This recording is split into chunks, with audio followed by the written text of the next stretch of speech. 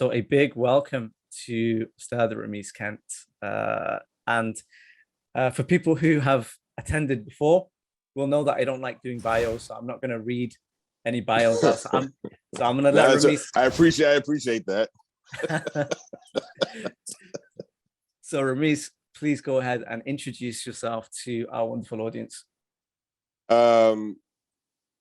Greetings, everyone. Peace. Assalamu alaikum. My name's Rhamis Kent. I am currently residing in Seattle. It's interesting that Cornwall was mentioned. I'd actually been living in Cornwall for the last 12 years. I'm a Muslim of 22 years, and I'm a human trying to make his way in this world. Hopefully, I'm able to leave it in a good state. And a lot of the work that I do is really oriented towards ensuring that that in fact is the case. There's a lot more I could say, but hopefully it'll come out during the conversation. So and I mean, and again, if you're interested in finding out more of the specifics about the work that I do, that's something you can find. There's a lot of information online about what I do, and just films and interviews and things. But I think just for the sake of time, I think it'd be good for us to just maybe get more kind of intimate about I think the topic of interest, as you've done previously with some of your other guests. Okay, cool. So we spoke a little bit before, and you mentioned in your introduction that you're a Muslim of 22 years. Now I'm assuming that you've been Muslim for 22 years, or are you 22 years old? That's great. It points. No, I am a Muslim of 22 years. About 22 years. God, 22 years old. I have a 20-year-old daughter. So that gives you some idea as to how old I am.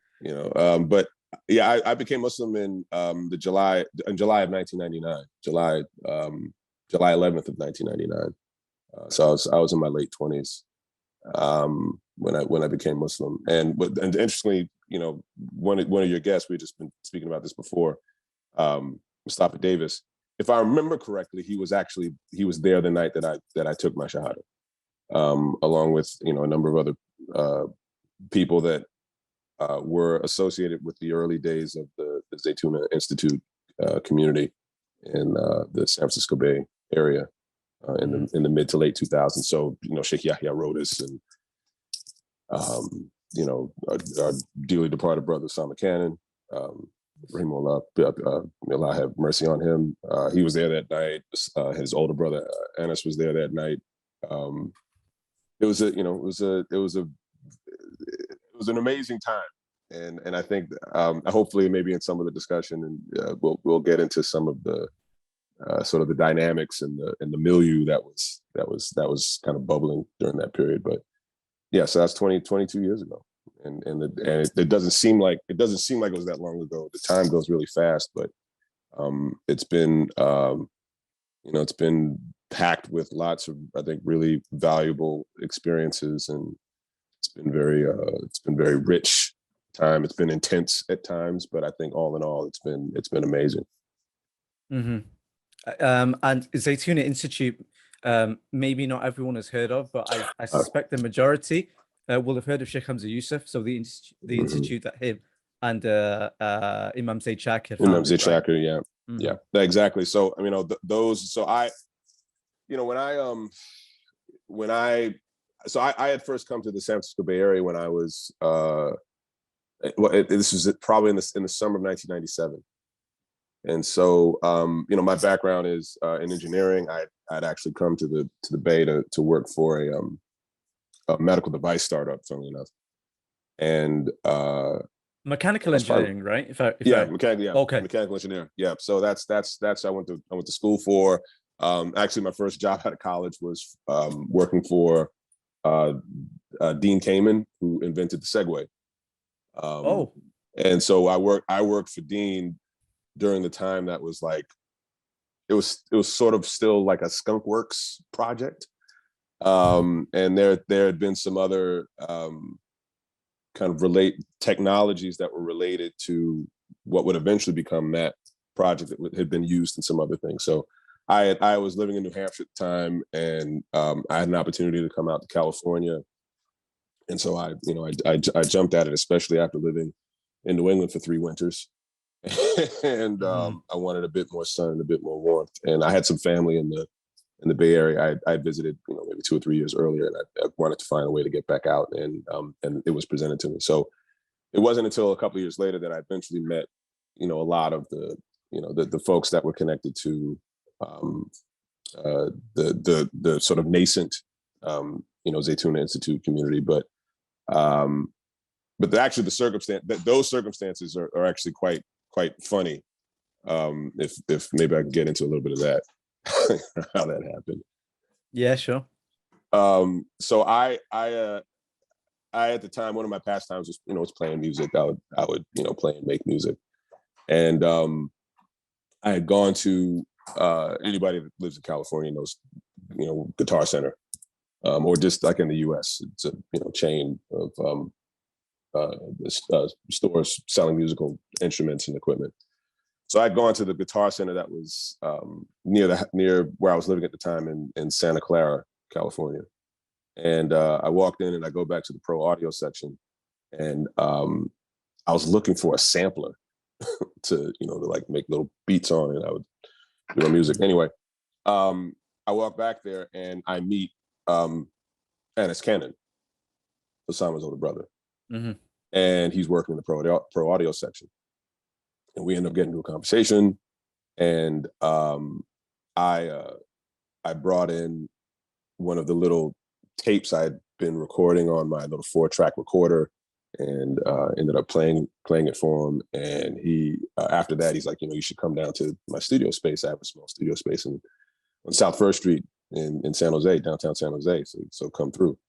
And literally that was the start of what would eventually open the door to my meeting everybody that was connected to Zaytuna. So I have Guitar Center to thank for, in a way, for my eventually becoming Muslim, because that literally was the vehicle through which that all happened. And it was from my just hanging out at this space that I met some of the people that we had talked about previously. So I eventually met his younger brother Osama through hanging out there. I met Mustafa Davis. I met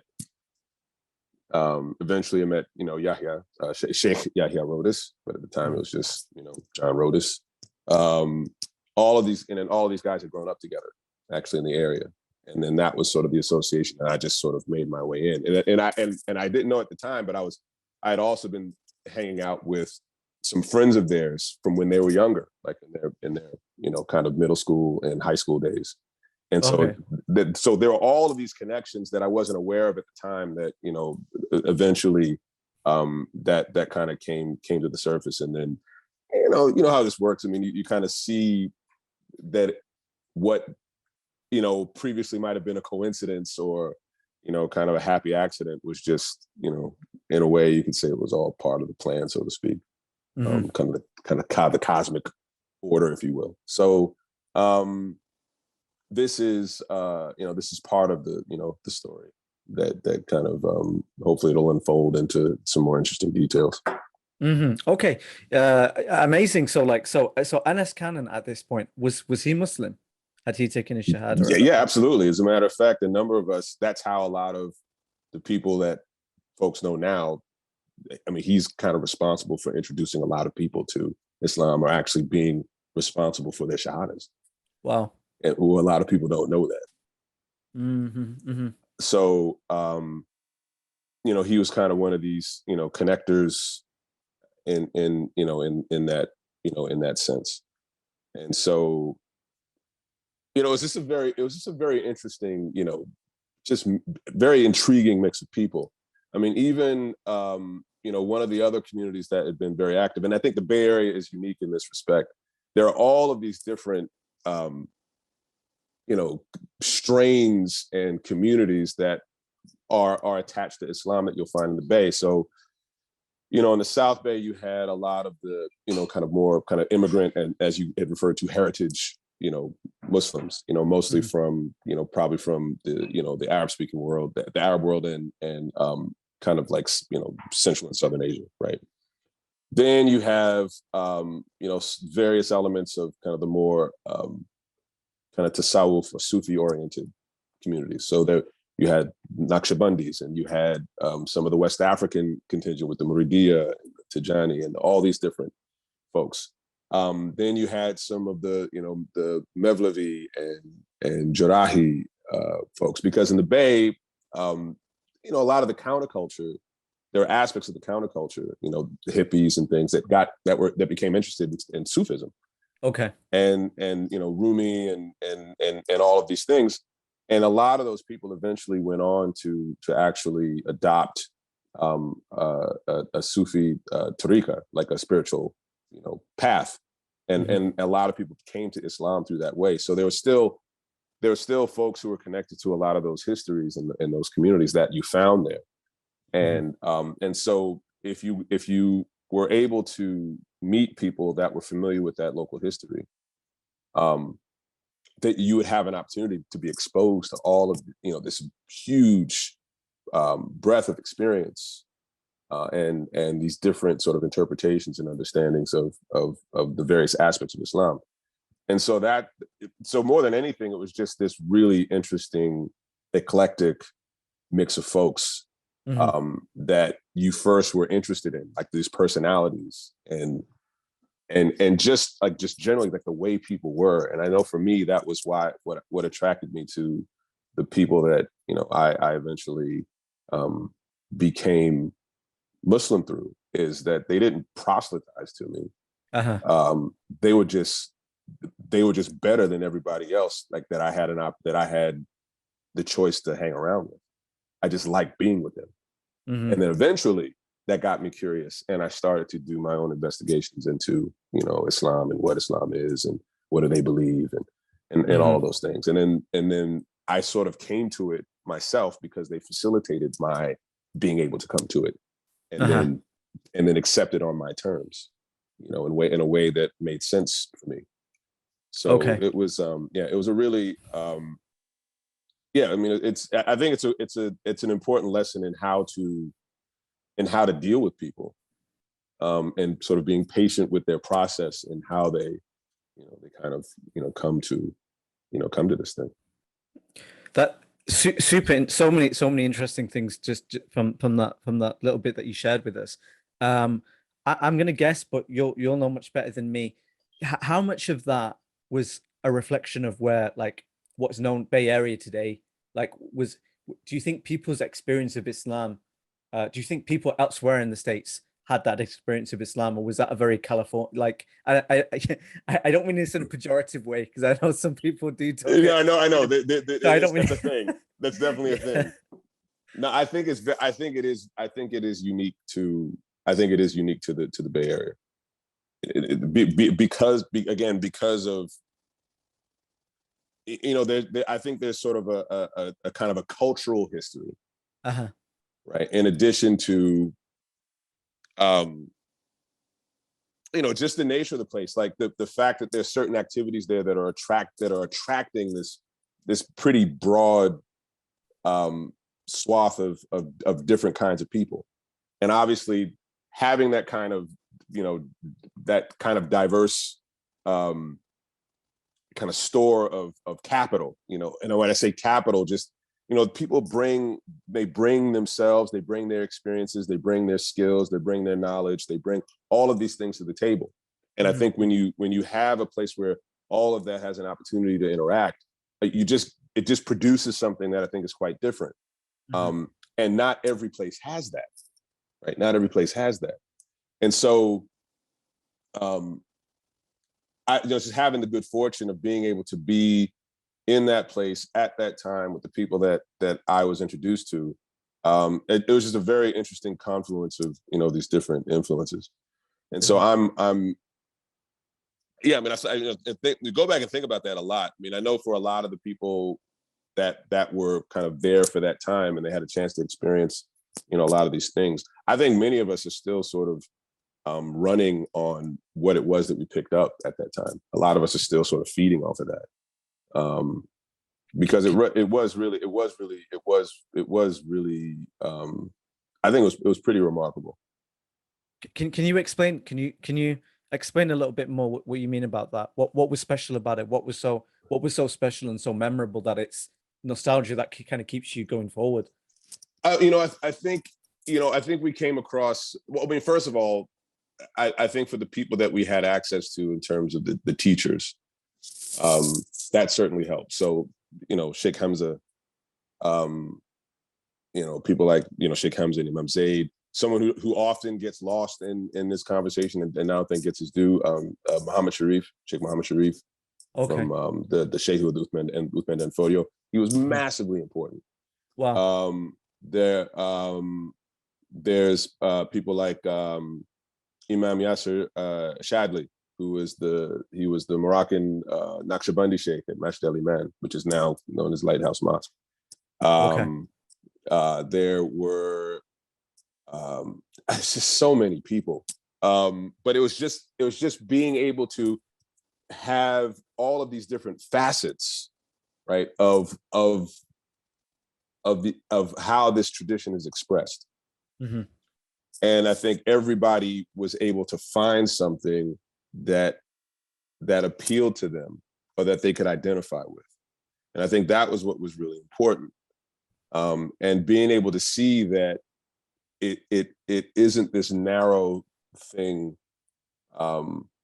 that is often presented.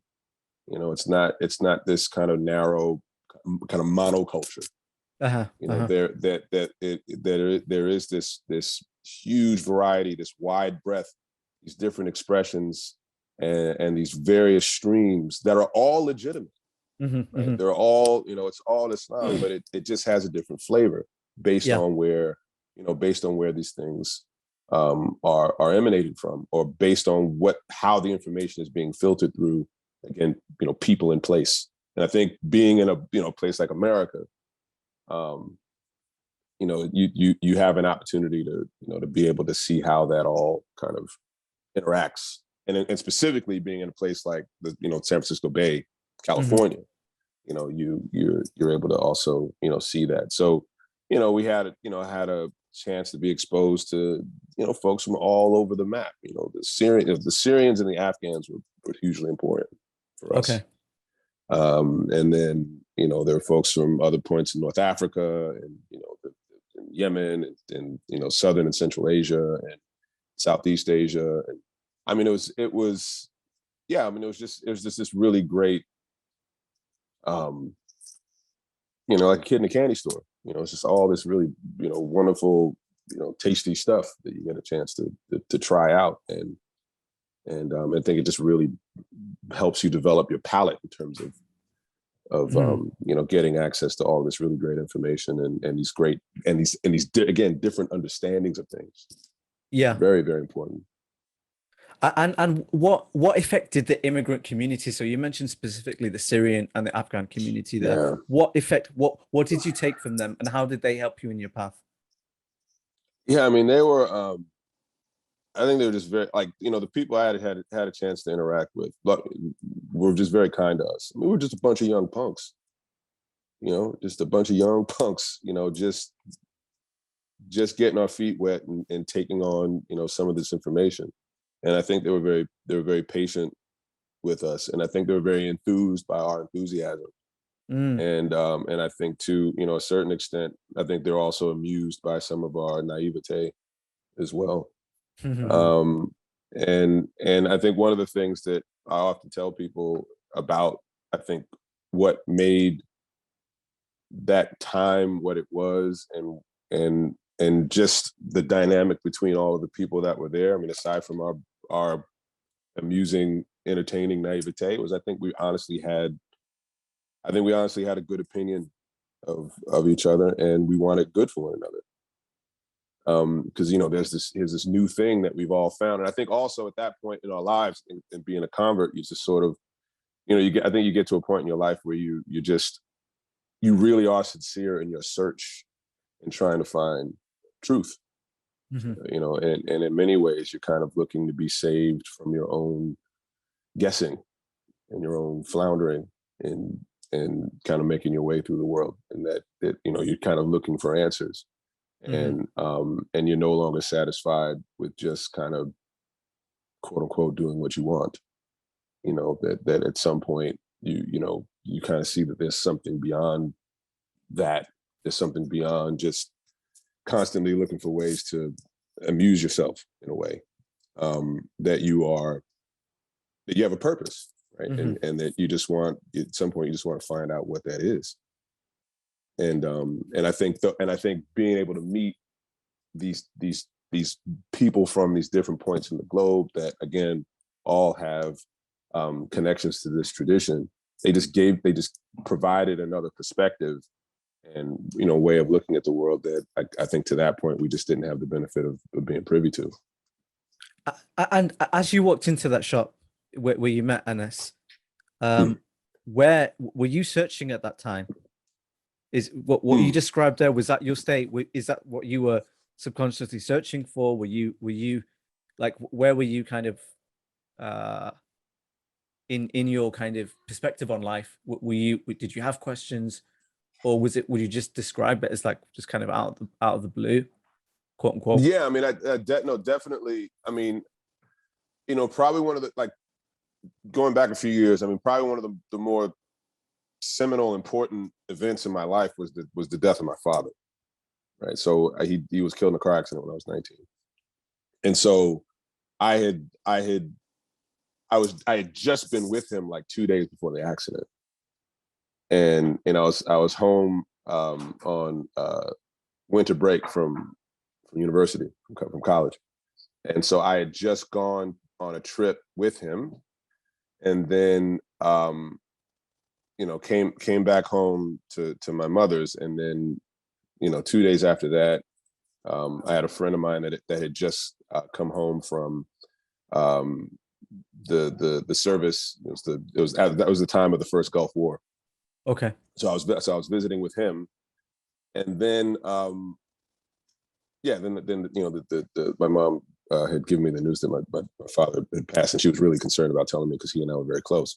So I think anytime, you know, you're sort of faced with, I think, anything connected to your own mortality, or you lose somebody that's close to you, then I think those questions about your mortality become very real. And so at 19, I think, you know, that's when, you know, I think that's when I started to, you know, to take those, you know, that in particular, I think much more seriously than I otherwise would have. Okay. Right. And so that I think was the start of me really, in a way, trying to cut to the chase in terms of just trying to figure out, like, okay, why are you here? What are you supposed to be doing?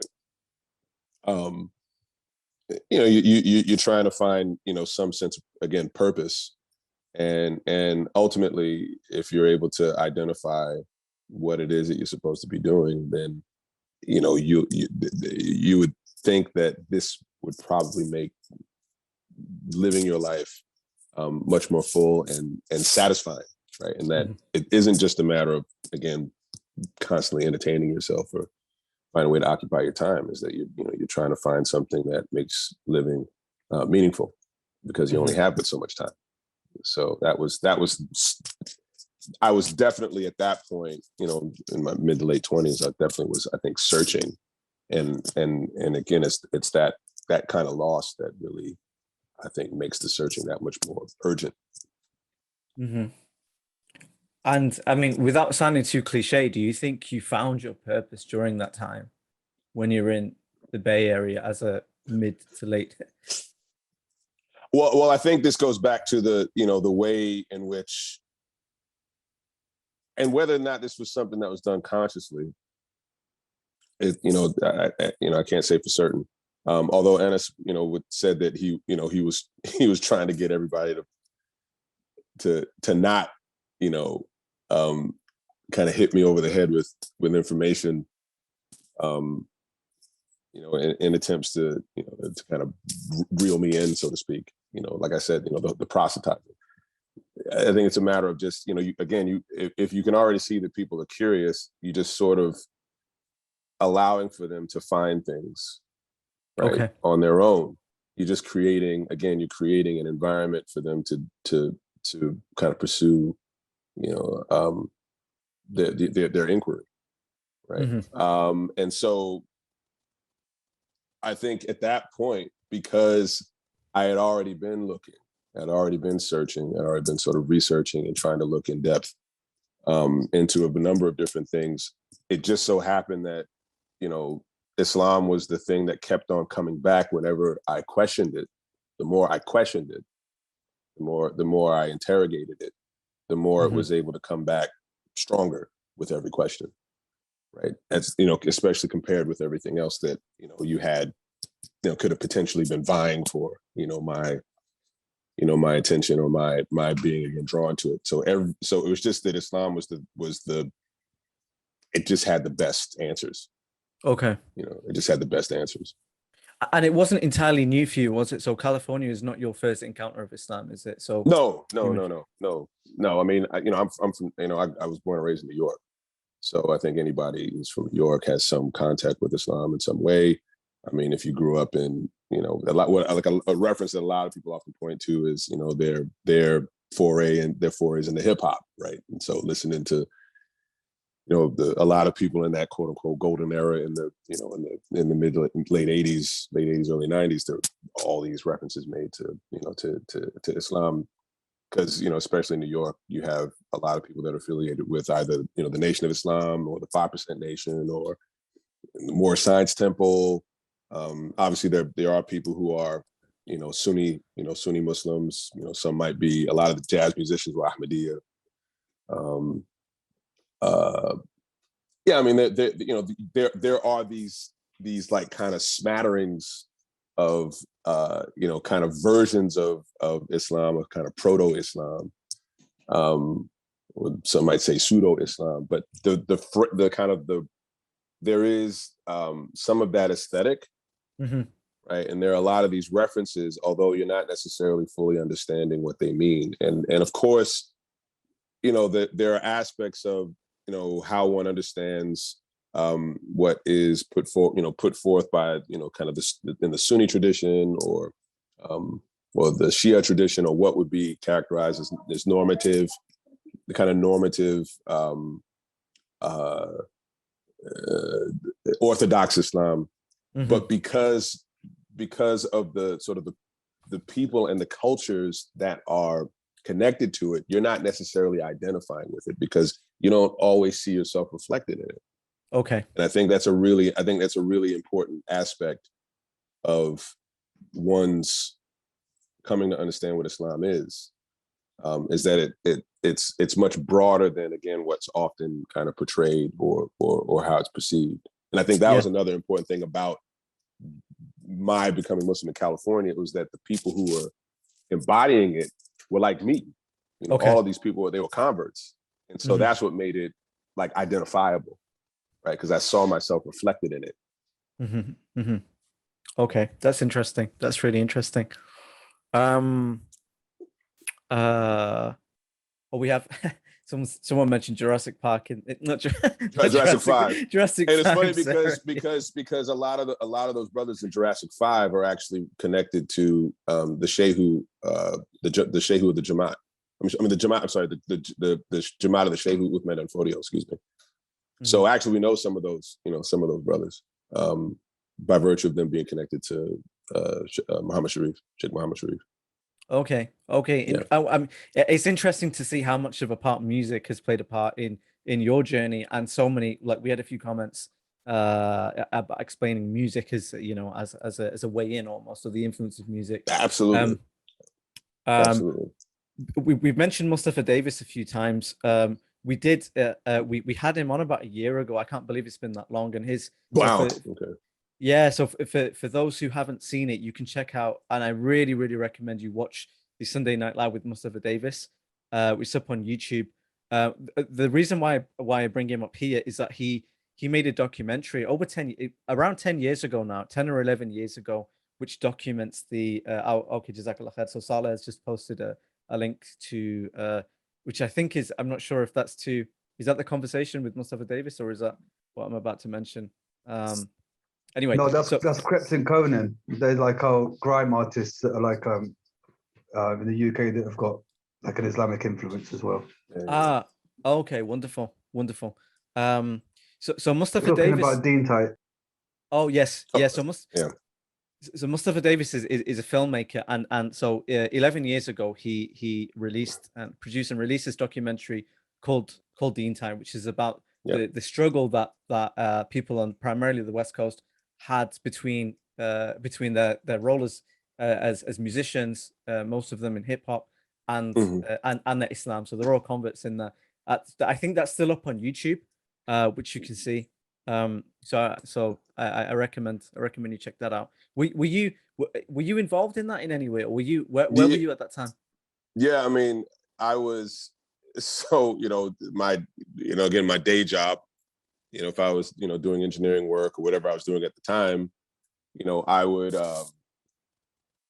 in the evenings, so kind of in my off time, I would often be hanging out with Ennis at his apartment in Oakland, and typically he was up there making music, and I was one of the folks that was helping him to make that, make some of that music.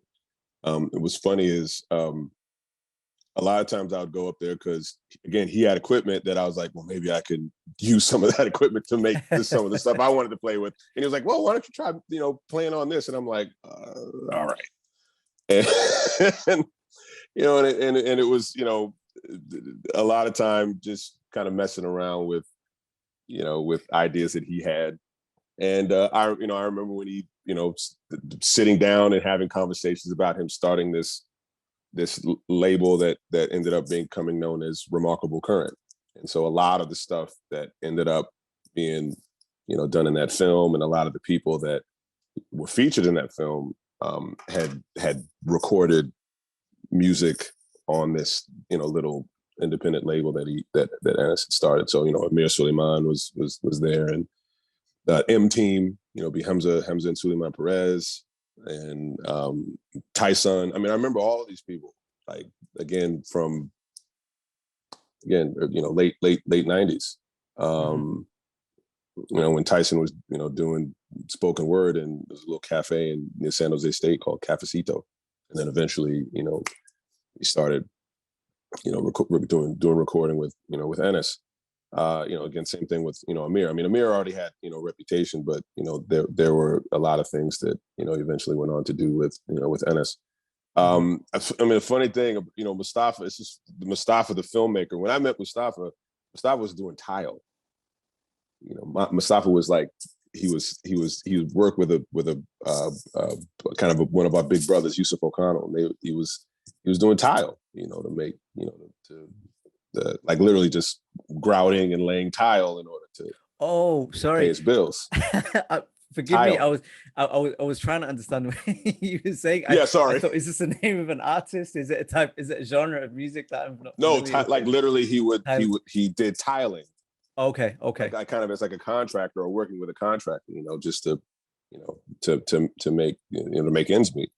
And and I remember when he really started to pursue his work as a person in kind of media, person doing photography and doing film, and so now it's really it's really great to see what he's been able to accomplish with his work, because I know what he came from, and and I know how hard he worked to get there. So being able to see some of these projects he's been able to do and have the career that he's had is I'm really proud of him. I mean, I'm really I'm really happy to see that. Yeah.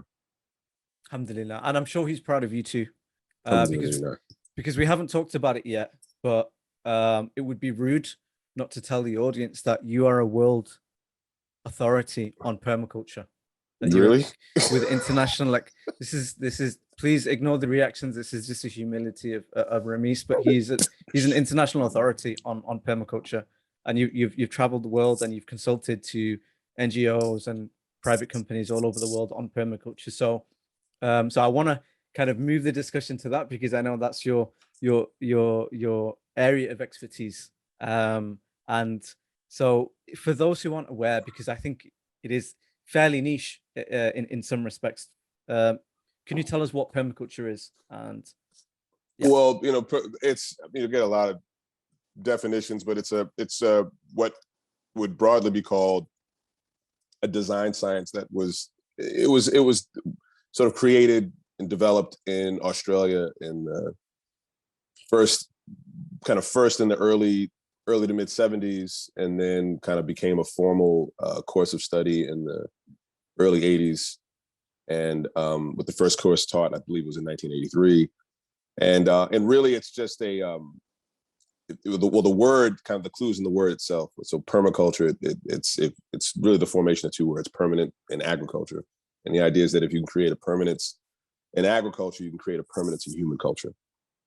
And so the point of using this design science or system of permaculture is you're applying design to the sort of the wise and kind of judicious use of resources and the design of landscape, so that you don't end up sort of destroying the places that you live in order to create a life. Because this is kind of what's driven a lot of human history, is one of the big reasons why human history is geographically progressive is because the populations that have lived in a single place for an extended period of time have typically just completely kind of run these places into the ground, so to speak, through their inability to, again, over an extended period of time, manage in that place or kind of broker a relationship or partnership that allows for them to remain. And so if you look at a number of books and a lot of research that's been done in the form of historical surveys, looking at ways in which civilizations have collapsed in the past, oftentimes the major drivers have to do with deforestation, land degradation, loss of soil fertility, water management problems, all of these things, products of civilizational development. Yeah, so the idea is that if you can create a permanence in agriculture, if you can create a system by which people are able to manage their use of resources and how they go about creating the systems that make life possible for them, if they can do so in a way that doesn't destroy the place and then in turn destroy themselves, then you have the possibility of having better civilizational outcomes, better societal outcomes, and people just being able to thrive, and a place being better or benefiting by virtue of they being there. So this is what a lot of permaculture is pointed towards, and it does refer to lots of traditional indigenous knowledge, but what permaculture does is it sort of takes a lot of those things and then expresses it in sort of contemporary, maybe scientific or technical language, and then it connects it to, I think, other fields of study and other areas of endeavor. So so a lot of what I do is connected to work in many regions of the world that have experienced some pretty severe problems as it relates to food and water insecurity and regional conflict and again, land degradation, desertification, all of these things, which are often drivers of a lot of this. So it's a pretty kind of multifaceted, highly kind of integrated field in terms of the things that are involved with the work.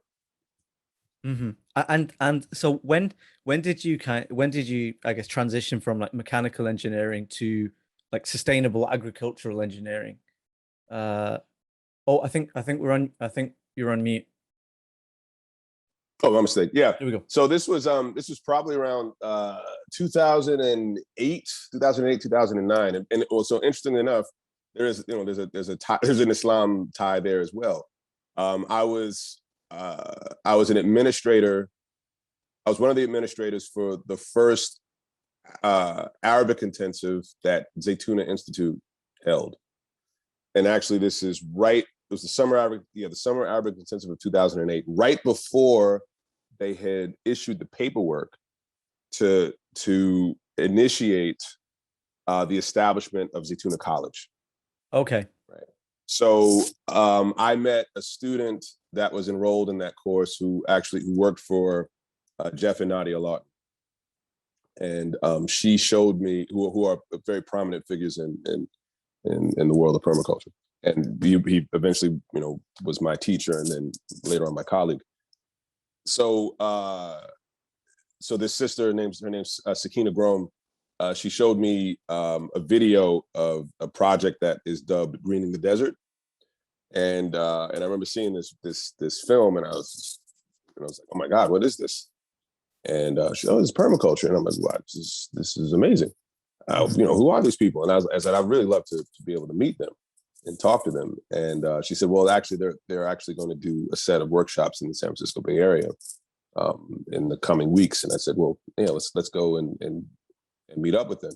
So we went on to one of the places where they were doing one of their short courses and presentations. And then it was in talking to them that I discovered that they were Muslim, right? Because Nadia is Jordanian, and then Jeff had taken his Shahada, I think, sometime, again, probably early 2000s. Jeff Lawton, right? Jeff Lawton, right? Jamaluddin, right? So Jamaluddin, and then I also came to discover that he knew Abu Bakr Tibeti, he knew Tashi, which was like that was an indication, like, okay, no, this is supposed to happen, because anybody that knows that guy, that's I take that as a sign. So at that point, I said, look, I'd really like to come and study with you. And so he invited me to come down. And during the probably second quarter of 2009, I went down there for 3 months and took a number of courses, and I interned with him. And then I ended up actually participating in a couple of consultancies with him. And one of the consultancies was actually for Masdar City in Abu Dhabi, which at the time was billed as the world's most ambitious sustainable development project. And so Jeff ended up doing some work for a subcontractor that was competing for the landscape architecture contract for the landscape architecture design for that project. And then Jeff's work was instrumental in helping them win the bid. And so at that point, we were talking about the need to create, like a consulting entity that was able to take on this kind of work, because a lot of these large consulting firms, that's kind of it's not necessarily their area of expertise. And usually what they do is they call on the people that actually know how to do this stuff. They typically call them in to, give them information, and then that information is then given on to the client, and then these large consulting entities are the ones that win these jobs. Okay. And we figured, why don't we try doing that ourselves, so that we can, be in a better position to be able to win them ourselves. And when it first piqued your interest, this idea of permaculture, is that an interest that was existed beforehand, or is it did you just see this and like, wow, I didn't know this existed, this sounds pretty cool? Or did you have this in you from prior to that, maybe? Well, I think it was I think there were a combination of things that made the whole kind of the permaculture thing interesting to me, because it combines elements of what I had experienced in going through an engineering curriculum, right? So that there was definitely like the technical thing that was of interest, but there was also there was the biological element that was also very appealing to me. Like, my mother was a biology teacher for 33 years in New York, and she taught high school biology. And that was just, that was a topic I think I'd often been interested in. And then, and really looking at permaculture as a type of kind of applied ecological design, But the other aspect of what makes permaculture interesting is that it's also informed by an ethic, right? So there was an ethical element also that made it very appealing to me. So there are all of these different aspects of what makes permaculture what it is that I think appeal to my sensibilities and some of my prior experience. Mm-hmm. So just focusing on this ethical element, I know you've talked about previously the how permaculture relates to spirituality, and I think earlier this year I think you did a video for Cambridge Muslim College about stewarding the earth. That's a really great clip, and it's criminal that it's only 7 minutes long. Because it's an incredible video. We'll post a link here. Can you talk, for those who haven't seen it, can you talk a little bit about what this means, stewarding the earth, and how it relates to what you do? Yeah, so when I was when CMC had contacted me about doing the videos, they said they had this theme of sowing a seed for Ramadan last year, and that they had a number of topics that they wanted to to address and explore underneath the auspices of that particular theme. And I remember one of the quotes that I had come to learn, and I have to credit Sheikh Hamza with this, is he quoted a book written by the scholar Raghib al-Isfahani, and it's from the book The Path to the Noble Qualities or the Virtues of the Sacred Law. And in that book, he talks about what he understands to be the sort of the purposes for human existence. And this kind of gets back to what I was saying before about my wanting to get a better understanding as to why I'm here, right? Like what am I supposed to be doing? And so Raghib al-Isfahani mentions 3 purposes for human existence in the book, and the first one he mentions is for the cultivation or the betterment of earth, right? And then the second one he mentions is worship. And again, one needs to qualify what is meant by worship, because it doesn't only mean it doesn't only encompass the ritual forms of worship. That ultimately worship is also it's something that we do that serves a greater purpose, right? It's not just about these acts. The acts are supposed to be affecting something else. It's supposed to be kind of catalyzing something else. And then the third purpose that he mentions is stewardship or vicegerency, right? And stewarding something, if you look up the definition, to steward something means that you are taking care of something on behalf of someone else, right? And the someone else is the owner, typically, right? And the way in which you perform this stewarding task speaks to something about what the quality of your character, right? And who you are, right? And so he mentions immediately after the highlighting of these 3 purposes, he mentions that there is this opportunity for human beings to cultivate specific divine attributes, right? To put on display these attributes. Wow. And the attributes he mentions are wisdom, justice, beneficence, forbearance, and graciousness. And that the human being's ability to cultivate these qualities and put them on display grants them the opportunity to gain paradise and ultimately proximity to God. And so in undertaking this work, right, ultimately the goal is what it is that Raghib al-Isfahani identifies in that quote. Right? Ultimately, the goal is to gain proximity to God. But the means by which one does that is by performing this work, which allows for people to develop these divine attributes. And ultimately, it's a way for people to be able to cultivate their sincerity right? It's a sincere expression of one's faith, right? And how we comport ourselves in relation to the creation, right? Because we can talk all this stuff, right? All that we like, right? But ultimately, the proof in our claim to faith is what we are actually doing in the world. And that's what I'm interested in, is I want to get beyond the rhetoric, right? And I want to actually see how the rhetoric is made real in addressing the things that need to be dealt with in a world that is increasingly becoming, again, more chaotic and more in crisis, right? And that crisis indicates that, okay, well, there must be something happening with the people, because it's people that are actually creating these conditions that are causing these problems, right? So how do we solve that problem?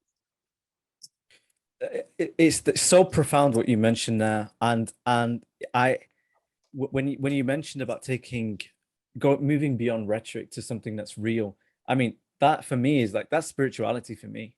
Like we're trying to attain reality, like a beyond lip service, beyond outward forms, not to negate the importance and the establishment of the outward forms, but to make something real. Like it's just so profound that so many things come down to what you just said there. And that kind of cyclical almost, it explains what you're doing. And you've come from the angle of permaculture and stewardship, and you've really tied that's spiritual for me. That's spirituality. That's and that is actually one of the questions that I wanted to ask, was the link between permaculture and spirituality, and you've answered it before I asked the question. Yeah, I mean, I think what's interesting about this, and I think what a lot of people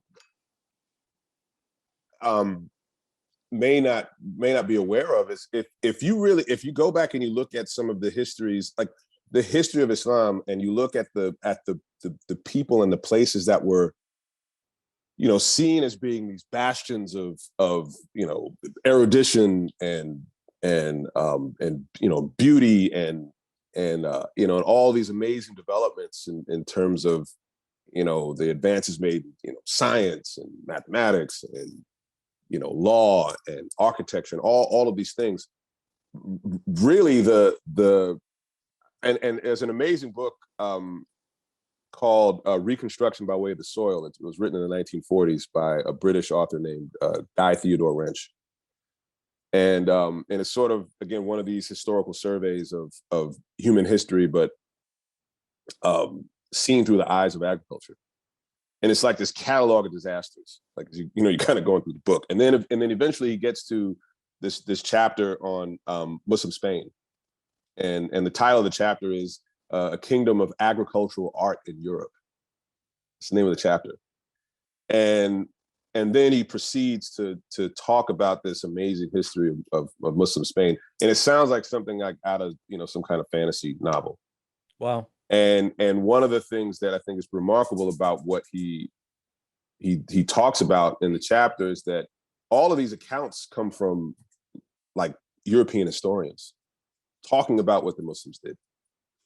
And what they say was arguably the most valuable contribution that Islam had made to the project of human civilization was in the area of agriculture, was in the area of land husbandry, because it was the ability of the Muslims to create the basis for this blossoming of human civilization. It all came from this attitude and this way in which they dealt with the physical surroundings, because ultimately how they performed these tasks was reflective of what kind of people they were. And then the place just ended up becoming, again, a mirror reflection of what kind of people they were, right? So if you have beautiful people in a place, they make that place beautiful. Not only rhetoric, not in terms of the rhetoric, talking about these are beautiful people, but they made the place beautiful. And in being able to make the place beautiful, that ends up becoming a sincere expression, right, of a real expression of the fact that these people were, again, beautiful and ethical they had this thing to offer that was able to make the place better for having had them been there. And so, and this is something that you'll see in many of the histories that are recorded, about this topic in particular. Mm-hmm. If you go to there's a website, there's a project called the Filah Text Project. It's run by Dr. Kareem Laham, who's based in the UK. Yeah. You'll find all of this information actually at that website. You'll see many of the old Arabic books of Filah go into a lot of this information. Mm-hmm.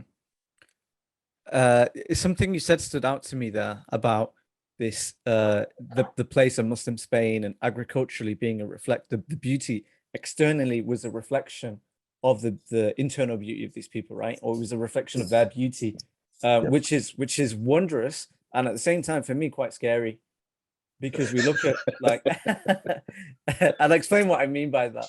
Like if we look at the state of the world now, and what we've done to it, like what does it say about us? What does it say about modern man? That's like that. Yeah, no, continue, please. No, I'm just that was it. It's scary. Like what have we done? No, Tamam. So for example, there's that ayah in the chapter of the Romans, out the room, right? Like corruptions appeared in the land and the sea by what the hands of men have wrought. Right. So that they might taste the pain of what it is that they've done in the hopes that they may return. Right. And so if you look at one of the early commentaries of that particular verse, the corruption appears in the form of fires and loss of livestock and loss of crops and the loss of fish in the oceans, right? And all of these, like the corruption is actually this expression of, again, what is in people. And that if you have people that are corrupted, and then think about what it is to corrupt something. It's literally to introduce errors, right? It's to introduce errors into something that is actually sound or perfect. And then how many times are we told, in the Quran that or Hadith, how the earth has been made perfect, right? Or how it's been made green, right? And there's a reason for that. It's because you're sort of given you're told about the state of a thing that has been put into our care, and that ultimately our ability to maintain that condition or to make it better, again, ultimately becomes a commentary on who we are, right? So we can talk and make all the claims that we want, right? But if the evidence isn't there to support the claim, then again, there's something wrong, right? There's something wrong. And so I think to your point, what that says about us, either as individuals or collectively or as communities, the fact that the world is in the state that it is, it's reflective of, I think, a corruption of the human being that has caused us to not be able to respond to what is sort of manifestly obvious, right? It's when we haven't responded appropriately given what it is that's happening in the world. And so it is progressively becoming more and more severe, right? And worse. Right. And this idea of stewardship is so interesting because this, I mean, the choice of words there are really profound, and they echo, and I'm sure they're drawn from the Quran, right? This verse in Surah Al-Baqarah, and so in the second chapter of the Quran. So when the angels ask Allah, why is he gonna create this creation, i.e. the human being who's going to cause corruption on earth and spill blood, and the word that Allah uses, inni ja'ilun fil ardi khalifa, that I'm going to create a vicegerent on earth. I mean, like, and this is something that we mention in our classes in belief in the course that we do, Firm Foundations, about like, why are we here? And Mhm. like, and Allah gives us the reason there, right? That inni Yeah, ja'ilun fil ardi khalifa, that I'm going to create a vicegerent on earth, a representative on earth. And surely, like, the part of our, like, it's almost like how far can a human being get until they understand why they were created? hey, well, no, that's yeah, absolutely. And I think that point that's made in, you know, in that that verse from Surat al-Rum, you know, about so that they might taste the pain of what it is that they've done, right? In the hopes that they might return, right? Meaning that the door that there is a door open to addressing the, you know, the wrong, you know, addressing the injury that we have, you know, that we've inflicted, right? And we've inflicted on the creation. I think what's amazing about this is, and we know exactly where this comes from. Like if you go to the verse in Surat An-Nisa, you know, where Iblis, like, you know, Shaitan tells us, right? I will command them to change the creation. Right? He says that, right? I will command them to change the creation. So this idea that this corruption, this an introduction of errors, is it's not as though we don't have an understanding as to where it comes from. Because if ultimately, as you know, we kind of get into the whole kind of narrative, the underlying narrative of you know, this dynamic between the human being and, you know, and Iblis, right? This figure, you know, the devil, Shaitan. Ultimately, it's this attempt to undermine the human being, right? And how ultimately is the human being undermined? Like he's trying to turn us into him, right? In a way, he's trying to turn us into him, and in part, you know, that turning us into him is destroying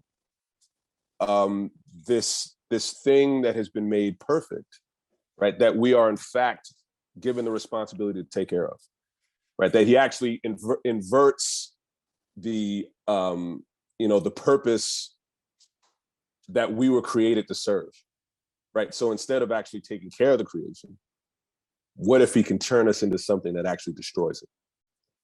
Then ultimately, like that's his whole point in saying "Ana khairun minhu," right? In saying I'm better than him, right? And this is the proof, right? If he's able to get us to do these things, right, that actually undermines this perfect expression of, you know, divine attributes. That's what the creation is, right? The creation is, you know, quoting Ibn Arabi, right? He said that, you know, it's basically a manifestation or a translation of divine speech, right? What if we are the corruptors of that speech, right? And I think that's why this work is so important, is because it's an attempt to try to restore the order. And have us return to what it is that we were created to do. Right? That's and that's why I think this is, you know, it's so critically important that we pay more attention to, you know, to this task, right? and things that are connected to how we are in the world, because it ultimately does speak to, you know, what kind of people we are. It's interesting because I think we have a habit of compartmentalizing religion, and that when we say religion, it means like it's something restricted to places of worship, or it's restricted to prayer, or whatever, fasting, or whatever. It's restricted to these outward ritual forms of worship. Yet as we're learning and as we're seeing here, that actually caring for the environment around us isn't, like, this is at the very core of our purpose. Like what, this is why we're here, you know. And it's interesting that Allah says that that I only created the jinn and mankind in order that they worship me. Worship me. Yeah. Right. Exactly. And I think one of the best sort of explanations as to what is at the essence of what worship is I remember reading this in a paper. It was written by a scholar named Dr. Uthman Abdurrahman Llewellyn. And he said in a paper, it was in a paper about environmental stewardship in Islamic jurisprudence, right, and environmental planning. He'd written this back in the 80s, I think. And he said in the paper, he said, he talks about how the essence of worship, what lies at the heart of what worship is to do, it's the facilitation of being able to do the greatest good to the entire creation. That's what worship ultimately should result in, doing the greatest good to the entire creation. Wow. Because if we think about what is ihsan, right? What is Islam? What is Iman? What is ihsan? Right. So, if the Prophet ﷺ told us, Islam, that a Muslim is one from whom other Muslims or other people are safe from their hand and their tongue, and that a believer is one from whom their wealth and their lives are safe, right, from them, then what is a person who embodies ihsan? Like, what does that look like in the world? Mm-hmm. Right. Well, I think it necessarily is one from whom the entire creation, right, all of existence is safe from them. And not only is it safe from them, but it benefits from them. And that essentially, if you want to know who the Prophet Muhammad was, so that's who he was. He was someone from whom everyone and everything that existed, all of existence, was not only safe from him, but it was made better because he was there. No. And that at the essence of and what the essence of the Sunnah is to embody that, right? To become someone that the entire creation, all of existence, benefits from their presence. And so as a practical matter, that would seem to necessarily include, again, how we are, with regard to just what we do as it connects to the natural world, right? Because that also that's an expression of, again, the creation. That is an expression of, the divine attributes. Mm-hmm. And so, I think this is another way of being able to appreciate that, when we're looking out into the world, that you're looking at a tree, or you're looking at the sea, or a rock, or an animal, that it's not that you should understand that that thing is significant because not because it's this object. It's that ultimately the object speaks to something else. It's an expression of something else.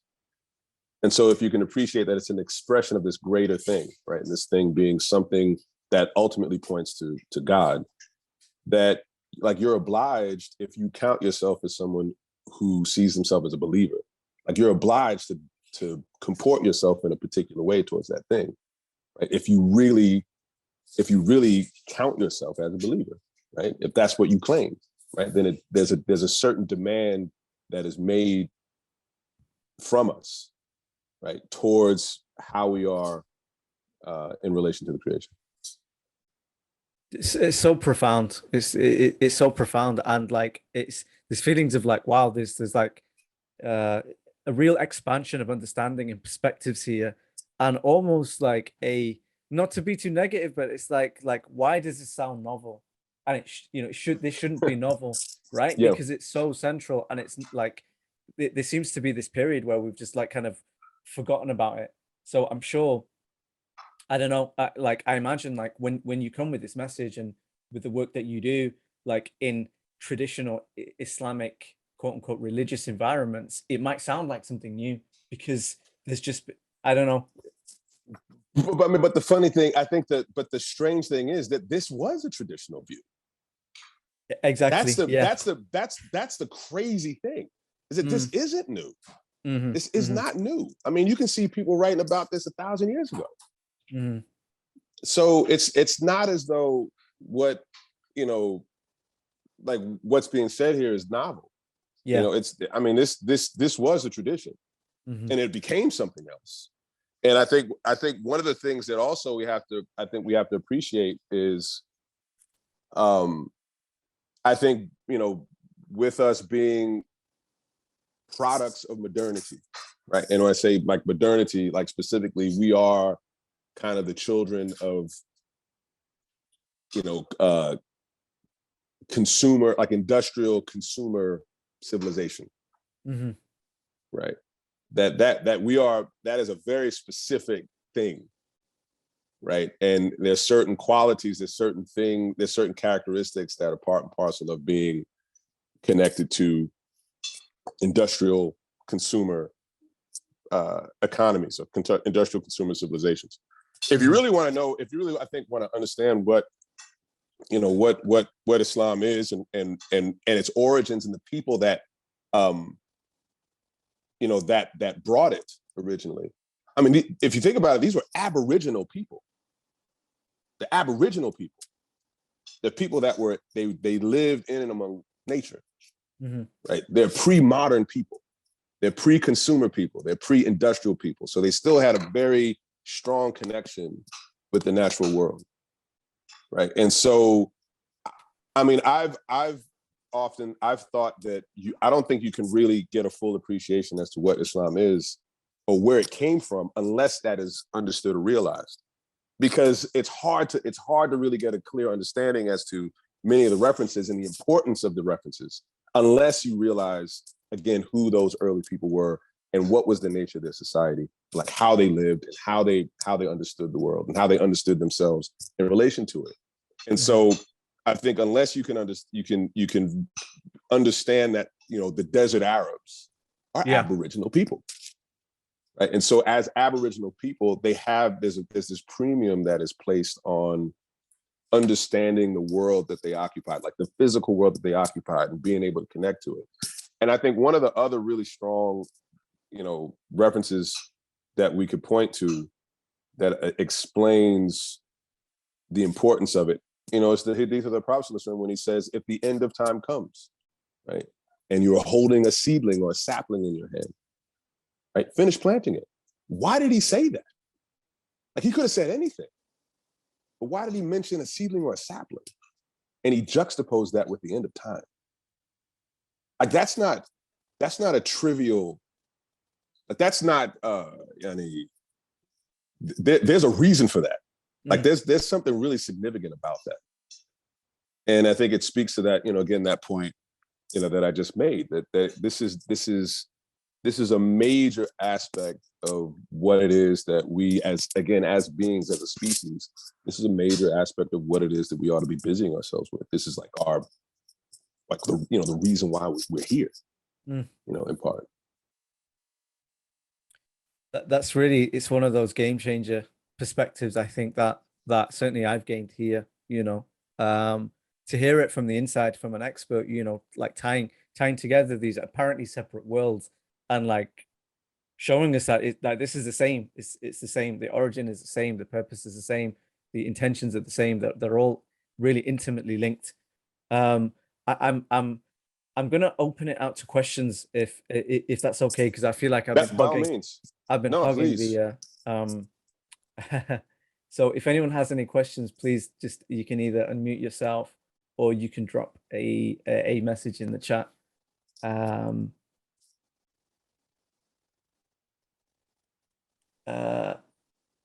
you want me to? Okay, so the question is, sorry if you already mentioned, what were the major questions you had which got answered by Islam and which answers convinced you to accept Islam? Wow, okay.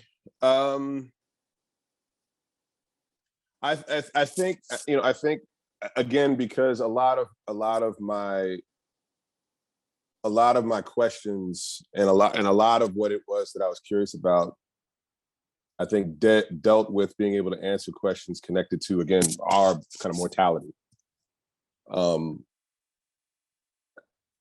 I think, again, compared to the explanations that I think other faith traditions, if we're talking about, things that are related to religion, or explanations that are given, by sort of secular,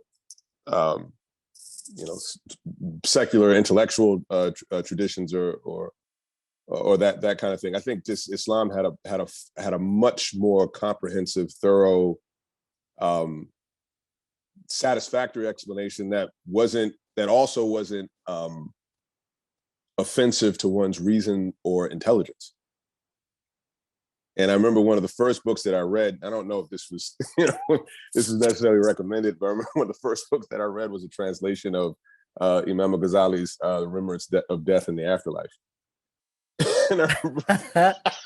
Wow, that's like straight in at the deep end. That's like... Oh no, I jumped right in, and I remember reading that book, and like it just sort of like, I don't know, you just get activated, right? It just makes you all the more curious about, man, what else is there? What else is there?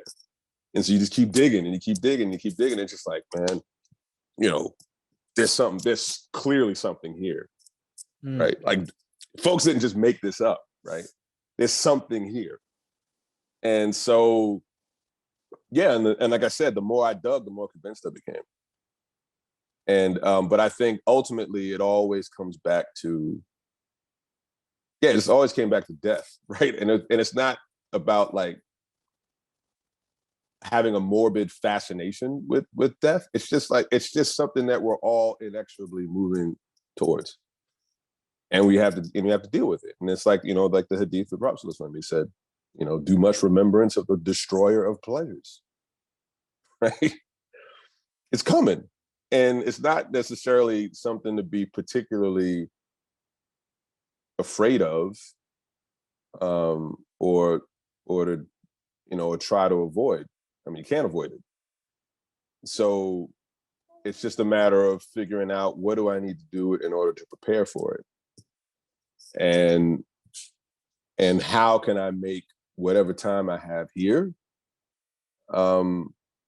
as meaningful and as well spent as possible, so that ultimately when it is time for us to deal with that experience, we've you can say, what, I tried the best I could, right? I tried the best I could, and God willing, God says, job well done. Job well done. And ultimately that's all I can. That again, that's what it was for me. So, as I like to say, every day we have above ground, and every day we get up in the morning is another day to get it right. It's another day to get it right. It's another day to be a bit better than we were the day before, and hopefully, by the time our number is up, we're a little bit closer to the mark than we were when we started. I mean, on getting it right, when are you planning on running your next PC Regen article, agriculture course, Pearl and Where, and also? Oh, wow. Okay, so people know about that. Okay, funny you should mention that. So the next IGE Pearl course, and for those that know, I've been running a class with along with my colleague, the brilliant Malaysian scholar, Dr. Adi Setia. We've been running this online course since October of 2020 that we're calling the IGE Pearl. IGE is an acronym, Islamic Gift Economy. Pearl is a program for ethical, appropriate, and regenerative livelihoods. And really, it's sort of a kind of a recasting of what is known as the Mu'amala tradition. So Mu'amala are sort of they're the matters that deal with how we sort of transact or conduct our lives in the world, right? So there are the two tracks is that they're what are known as the ibadat, like the matters that relate to how we deal with God or how we transact with God, and the mu'amalat which is how we deal with the creation. And so Dr. Addy's had this this framework that he had developed since 2008,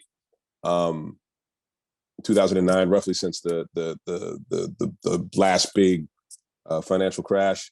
And then we've mated it to some of the work that I've been doing in my design courses. Specifically, there's a chapter in the book written by Bill Mollison that deals with sort of socioeconomic, socio-legal strategies and how to help people create the basis for doing work in community and these kinds of things. We've kind of put these two things together and been teaching this course online. We're going to start another course online, I think in February. I'm actually going to start teaching a course here in Seattle with the organization Wasat, probably sometime within the first couple of weeks of this month. And I think there will be a link made available for people to sign up to in the coming days. And so if, depending on what would be best for people's schedules here, you could either jump in on the Wasat course or again, the course I'll advertise probably in February, or you can do both. We often get people coming back to do multiple, taking the course multiple times, which is really nice to see. Okay, wonderful. And I think, if I'm not mistaken, Wasat, we are Wasat. Yes, we are Wasat. Yes, that's correct. On Insta. On IG. Yep. Okay, That's wonderful. Correct. Aziza asks, will you run courses for young teens? Yeah, I mean, my courses are for like pretty, all ages. And I think the nice thing about at least that I like about the courses that I teach is it's a pretty, again, it's a pretty eclectic mix of people in terms of ages and experience and, where folks are from. And it's just a nice mix of people and mix of experiences and, areas of expertise and all of those things. So there's always this, these really great discussions that take place in the class, and there's a lot of information that's exchanged, and ultimately the hope is that it results in good work being done. So, we're seeing a lot of these things, start to bear, fruit, which is really nice. I mean, the reason why I'm in Seattle is because someone that had taken a past course with me, actually is effectively contracted me to come out and help them to, put together some things here in the city. And they're partnering up with Wasat, interestingly enough, to do work in this area in Western Washington. And again, it's just really good to see, the information having some impact and people see it as being useful and beneficial. Sure, I'm sure. Absolutely. Andrew, beautiful question. What one thing would you do as an individual that you believe would bring meaning and good to the planet and for your faith? Something that we could all do collectively. Well,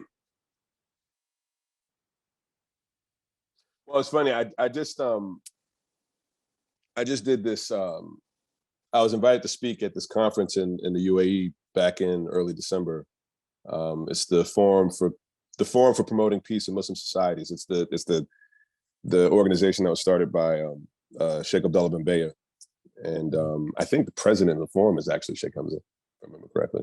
Okay. I can't remember, but I was asked to speak on the topic of climate change, and they had this. I think the main topic of the conference was inclusive citizenship. And I think the point that I was making about the phenomenon of climate change is that it's symptomatic, again, of something that is wrong with us, as I was just referring to earlier. There's some sort of corruption, right, that needs to be addressed. And so the way that I had presented my remarks was looking at kind of etymologically and conceptually, looked at okay, what are ethics? What's economics? What is politics? What's ecology? And all of these things are actually etymologically linked and conceptually linked, right? So ethics is about, the management of the self. Economics, again, if you look at, the origins of the word, it's actually, economics means management of the household. And then politics is basically, by extension, You know, it's just larger scale, ethics and economics. It's management of the larger household. But it begins with ethics, right? It begins with how we manage ourselves. And unless we are able to manage ourselves in a manner that allows for us to be able to have a household, right, that is sound, right, then it's very difficult for us to be able to, I think, to deal with the problems that need to be dealt with. And effectively, the problems that we see in the world are reflective of something that is wrong with how we manage ourselves, right? And ultimately, I think, to Salih, to your point, that's faith in action. If you can't manage yourself, right? If you're not either ready or willing to comport yourself in a way that is, again, ethical, then all the rest of it is, you can't do it. You're not able to do anything, because everything else is just the result of people that have a command of themselves, right? And so I think in terms of, what we can collectively do, and this is a verse that I've quoted, quite a few times recently, but I think the way it's often been applied is, it's kind of comical and really tragic. And it's, the famous jihad verse in Surah Al-Baqarah, right? Fighting has been prescribed for you, though you dislike it. And I think too often, certain people have rendered that fighting as being something that is outside of themselves. The fight is first with you. And if you are unwilling to fight your own evil, if you're not willing to embark on this effort to address the things in you that needs to be addressed, right, then somebody else eventually has to deal with your inability to deal with yourself. And then everybody has to bear the burden of that. And so that, fighting has been prescribed for you, though you dislike it. Right? Perhaps you desire that which will destroy you, right? And you hate that which will save you. Right? Allah knows and you don't know. Which is, it's an amazing string of really thought-provoking,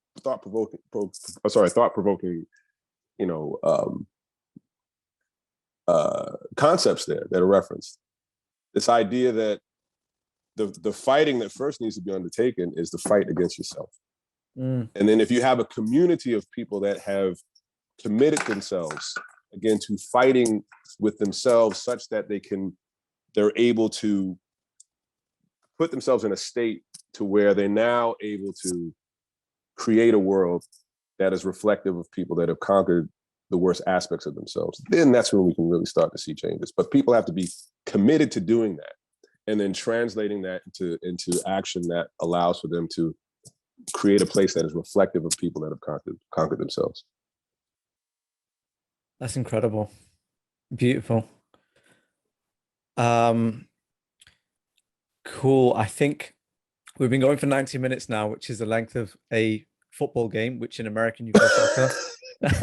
so the correct word is football, and the American word is soccer. I know. You know what? I will concede that all day. Football. Again, I've been in England for 12 years, and the English Premiership and all that. I love American football, but again, the gridiron makes a lot more sense in terms of like what that game ought to be referred to. Yeah, but football is it's just a very odd term for that game. But yeah. I remember growing up like on the Sega Mega Drive, which you guys call the Genesis, right? Yeah. And I remember trying to get the rules of like John Madden. You passed away recently, right? He was 85. Yeah, God rested dead. Yeah. And I couldn't get the rules. So growing up, I'm like, I've tried to get into it and I just don't get it. You know what's hilarious about that? Like literally my youngest daughter, she's 12. Like we were out somewhere in Seattle yesterday, and this is the season for the college bowl games. Like these are like the final games of the college football season. And the Rose Bowl was on yesterday, and we were watching it on the screen, and she was asking me to explain the rules of football to her. And I found myself, man, American football, gridiron, right? She's asked me to explain this to her, and I'm explaining the game, and I'm like, in the course of explaining it, I'm like, this game is ridiculous.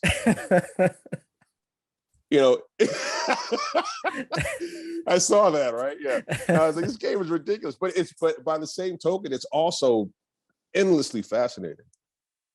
But it is absurd. It is an absurd game. But by the same token, I can't stop watching it. I can't stop watching it. Anyway, but yeah, that was really great because she was very much engaged with the in-depth attempt to try to explain the logic of American football, which doesn't really have a whole lot. But again, I think that is also what makes it interesting. I hope you can teach me that too. Are we? Anytime.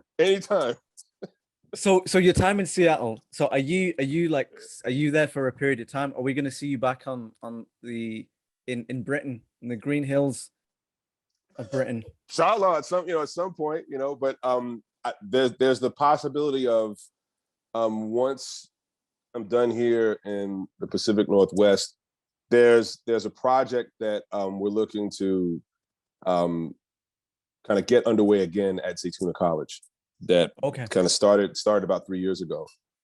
And I've been in discussions with them about getting that resourced. And, we've already, given them a curriculum and a full plan.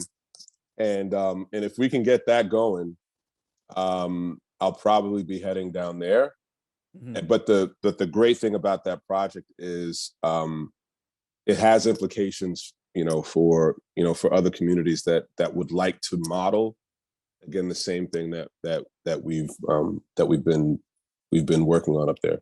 So either way, I'm just excited about some of the possibilities that are now emerging, because I think there's more of an awareness of the importance of really seriously taking up this work as it relates to our communities and creating the conditions for us to create real community. MashaAllah. I pray Allah makes a huge success, and I hope we can benefit from the output and the years of your experience and the work and all of the intentions that I'm sure are being made and that you've made. And I pray Allah brings it all to fruition and then some. I want to thank you for your time on behalf of New Beginnings, the organization, and on behalf of the wonderful attendees. And I know this kind of thing is not something that you do a lot, so we're extremely grateful to have you here. Very, very lucky indeed. And I'm really gratified by the attendance and the interest, and inshallah, we can do it again if you like. Actually, it seems like there might be some more people here that have questions, which again, depending on your schedule. I mean, I've got some time to take a couple more if people are interested, or again, they can just contact me directly if they'd like. I'd like to give you a thanks from Belfast, from Northern Ireland. Yes. Thank Actually, my father-in-law is from Northern Ireland. Oh wow, nice yes. one. He's my father-in-law's from Portadown. Oh wow, my daughter, she lives down that direction. Okay. Yeah. Thank you. Thank you for being here. Oh, you can contact me. Actually, you can contact me through Instagram if you like. My Instagram tag is New Maroon Getaway. New Maroon Getaway. You can also contact me through my website, antsregenerate.com. ANTSREGENERATE.com. Antsregenerate. Is that right? That is correct. Yes. Okay. And you can also find descriptions of some of the courses that I offer. You'll find a description of the IGE Pro course at the website as well. You can also email me at new.maroon.getaway@gmail.com. or info@antsregenerate.com. So there are a number of different ways to get me, or you can find me on Facebook at my name, Rhamis Kent. So yeah, if you have, again, questions, comments, you'd like to find out more about the classes or projects, by all means, yeah, go ahead and reach out. You can find me at LinkedIn as well. I had a question. I don't know. I don't know if there is time to answer. Yeah. I don't know. Yeah, I mean, again, I have time if It's Yeah, up to yeah, you, if our man. hosts have time. No, we have time. We have time. Yeah. So, first of all, Assalamu alaikum. We've got a lot of mutuals, Alaikum. actually, Rhamis. I don't know if you, Mohammed Amin, aka Free Willy, based in Leicester. Oh my God. I mean, that's another one of those. So you know Freedom Williams. I know Free Willy, yeah. Oh, then you're already folks, as we say, in our neck of the woods. Like, you're already family. If you know Freedom Williams, you are all right by me. I'm trying to get him to help me with my allotment. I've got a large allotment, about 80 foot by 100 foot. Yeah, you better get a lasso and to pull him in, because we don't call him Freedom Williams for nothing. Yeah. I actually, the question that I had, I spent some time in the Bay Area with Osama Rahimullah before he passed away. Yeah. And the American community, looking at the convert experience in the States and looking at the convert history in the UK, yeah, there are definitely like some really foundational differences, I think. One being the Nation of Islam, Black civil rights influence, and how like Malcolm X and but also even things like the idea, like thinking about again, Islam beyond just ibadah, but into mu'amalat, so like there being pie in the newspaper, the way that there was a virtue economy that was part of the conversion experience. Yeah. And then with the Bay Area, highly creative, lots of openness. So you've got you got all of that. In my experience, looking as an outsider, and this might be naive, it might be on the point, I don't know, but looking at the American conversion experience, there seems to be a stronger expression of the sacred masculine in terms of like how men and how men are contributing to the wider communal project.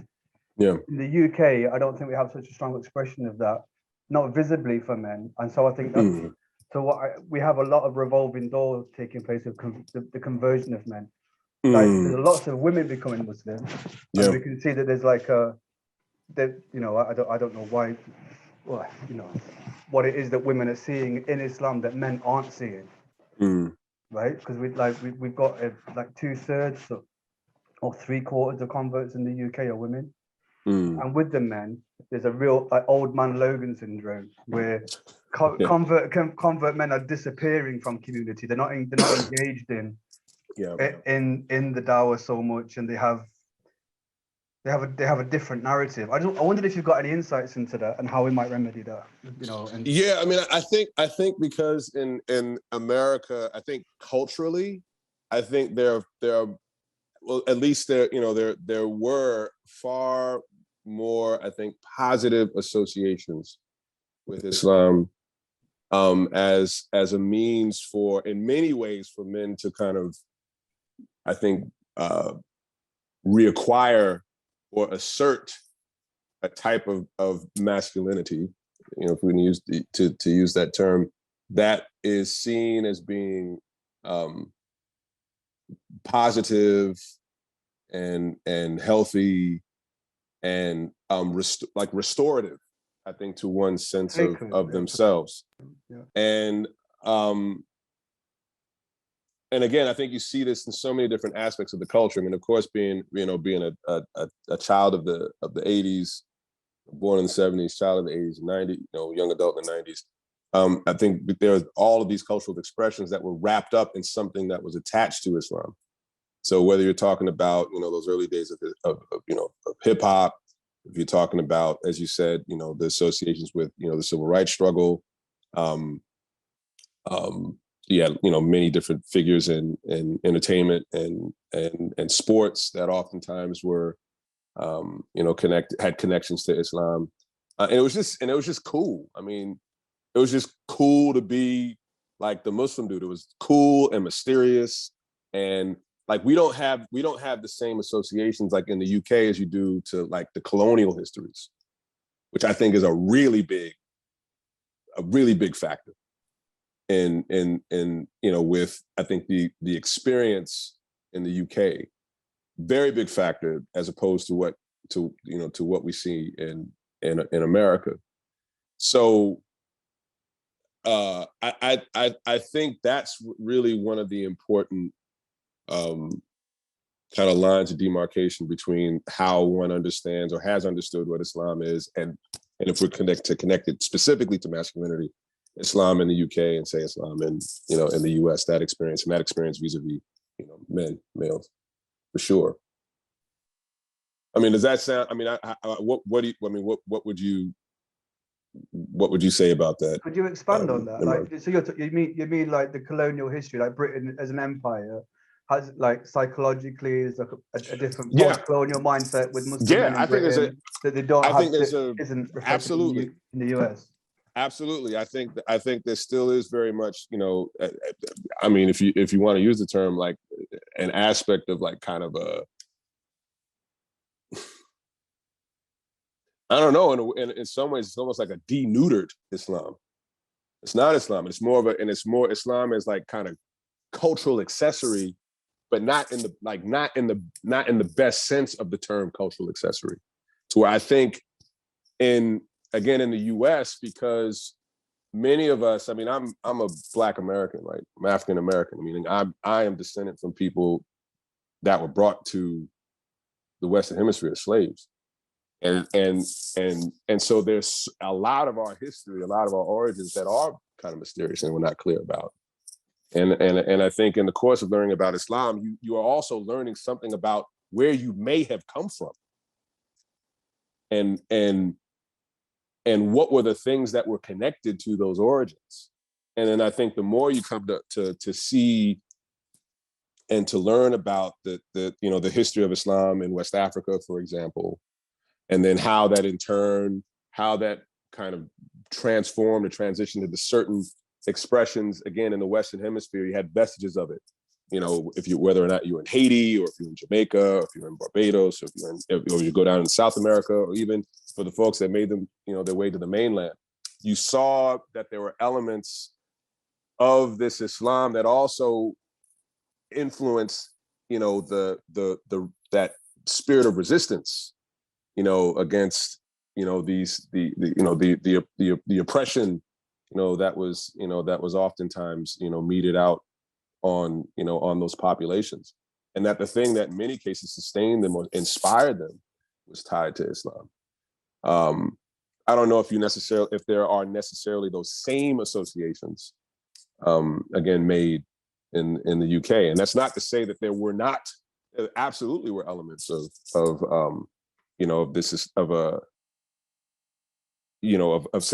maybe a resistance to this imposition, right, of imperial rule in many places.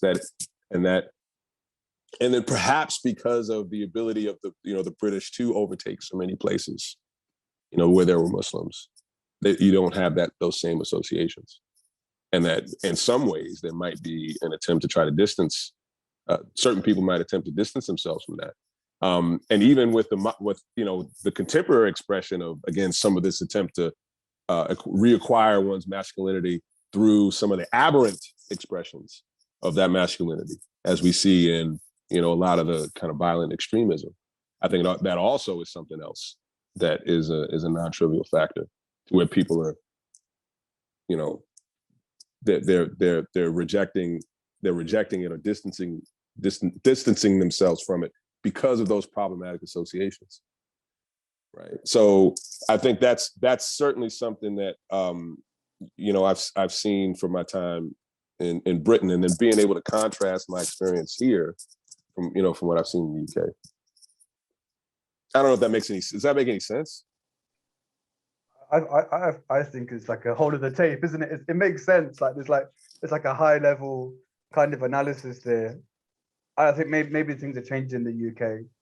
I think they are. I mean, I think especially with I think that you know that there is a situation in, you know, kind of the geopolitical situation in many parts of the Muslim world has changed in the last few years. I mean, the conflicts are beginning to, you know, kind of taper off, you know, in some ways. But there still is this. There's a lot of work that has to be done, to fix what's wrong, you know. And I think the key is being able to discover those aspects of the tradition that can be used to actually remedy a lot of these problems, and they're there. It's not like they aren't there, but for whatever reason, there seems to be this tendency to kind of to put a magnifying glass on certain aspects of the tradition, and then there's this opportunity cost in focusing on whatever reason these certain aspects of the tradition are fetishized, and then there are these other aspects that are far more important and that are a lot more relevant that are completely ignored, right? Or they're not, or they aren't given the attention that it should be given, such as, again, what we're talking about right now, like. That the whole Filah, the whole discussion about the Filah tradition is tailor-made for this time. Tailor-made for it. And it's tragic that it has been ignored for as long as it's been ignored, or not given the attention that it deserves. You know, because if you go to the Filah Text Project website, the first book that is cited in the list that they have on the site is from the early 10th century. It's from 904.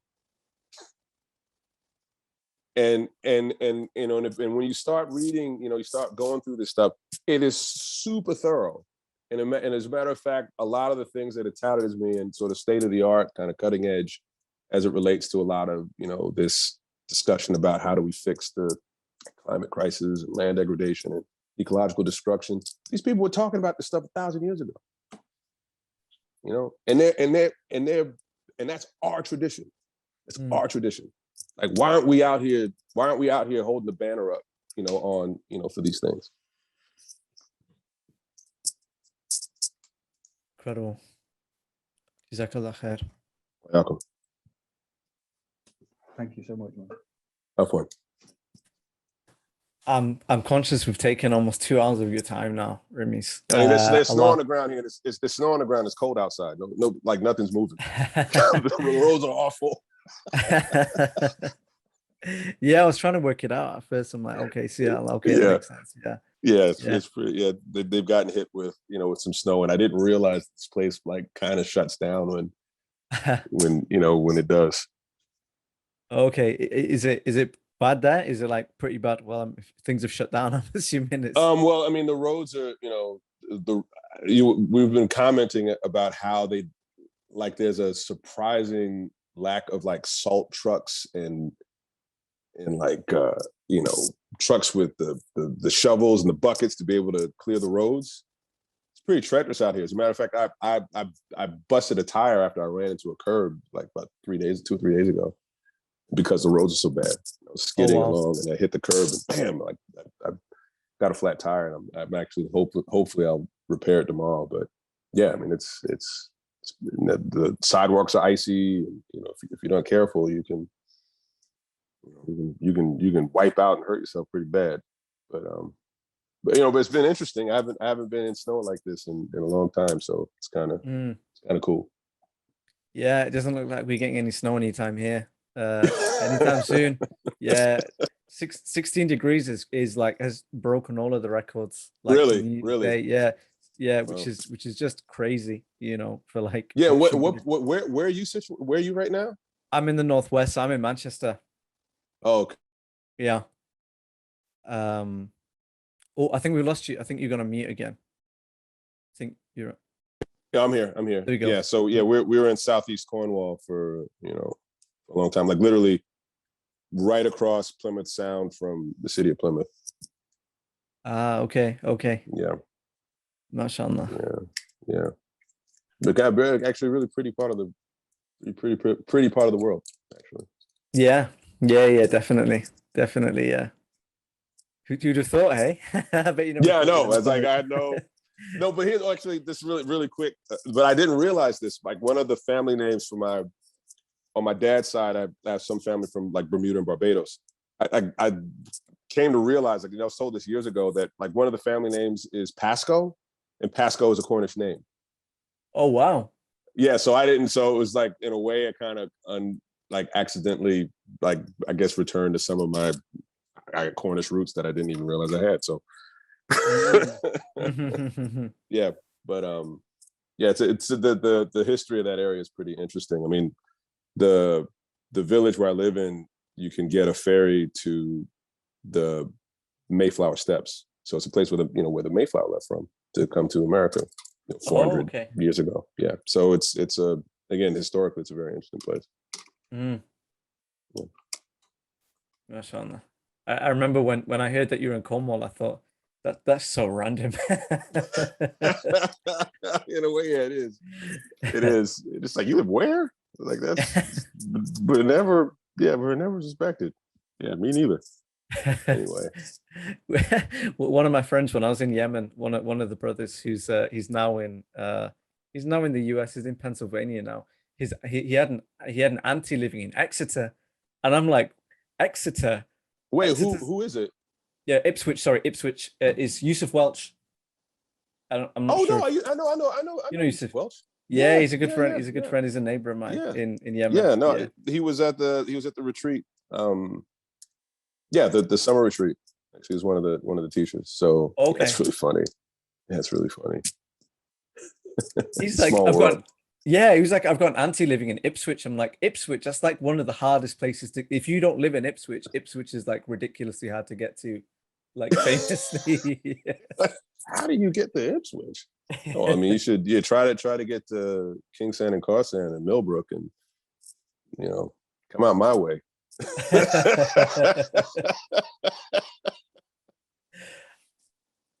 Mashallah. Oh, I say this. Do I do any work with the Eden Project? Well, it's funny. I was supposed to have met somebody along with Jeff that was this is a few years ago, working on something called the Sahara Forest Project, and the meeting was supposed to happen in Eden, which is only about 45 minutes from where we live. Again, further down in the Cornwall. But I haven't done any work specifically with them. I've spoken to a couple of their folks about some things, but I haven't done any formal work with Eden. But it's a great place, beautiful place. We would go down there often, but yeah, I haven't done any formal work with them. Sorry. Mashallah. So I know everybody you have lives, aside from from this. So I just want to thank everyone for taking the time to to be here and to ask questions and actually to speaking with you, CD. Thanks for inviting me, and inshallah we can talk more in the future.